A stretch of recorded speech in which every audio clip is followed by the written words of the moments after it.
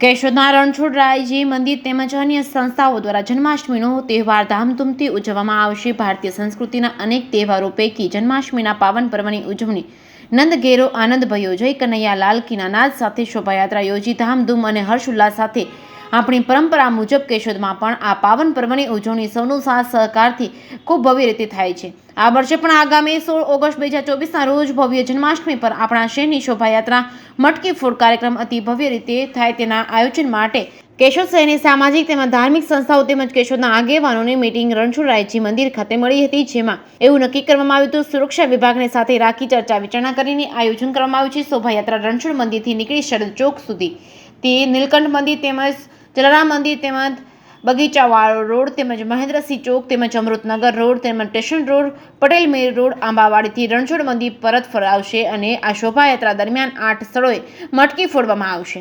ગોવાળિયાઓ માટે dress code પણ રાખવામાં આવ્યો છે। ગામના મુખ્ય માર્ગો પર બેનર, ઠંડા પીણા, ફરાળ વગેરે સ્ટોલ રાખવામાં આવશે। રણછોડજી મંદિરે જન્માષ્ટમીના રાત્રે ભારત વિકાસ પરિષદ દ્વારા સાંસ્કૃતિક કાર્યક્રમનું આયોજન કરવામાં આવેલ છે।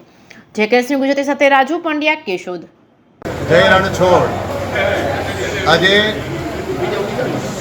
આપણા સૌ હિન્દુઓનું મહાપર્વ એટલે કૃષ્ણ જન્મ ઉત્સવ વર્ષોથી રણછોડરાય મંદિરના નેજા તળે આપણે કેશોદમાં જન્મોત્સવનું આયોજન કરીએ છીએ અને ભવ્યાતિ ભવ્ય શોભાયાત્રા કેશોદના મુખ્ય રાજમાર્ગો પરથી પસાર થાય છે।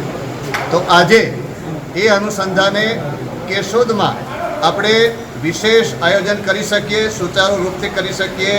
મટકીના ગોવાળિયાઓ તૈયાર થાય, આખી સમિતિઓ જુદી જુદી બનાવી અને ખૂબ સારી રીતે ભવ્યાતિ ભવ્ય રીતે ભગવાન લલ્લાના વધામણા કરીએ એના માટે એક મિટિંગનું આયોજન કરવામાં આવ્યું હતું।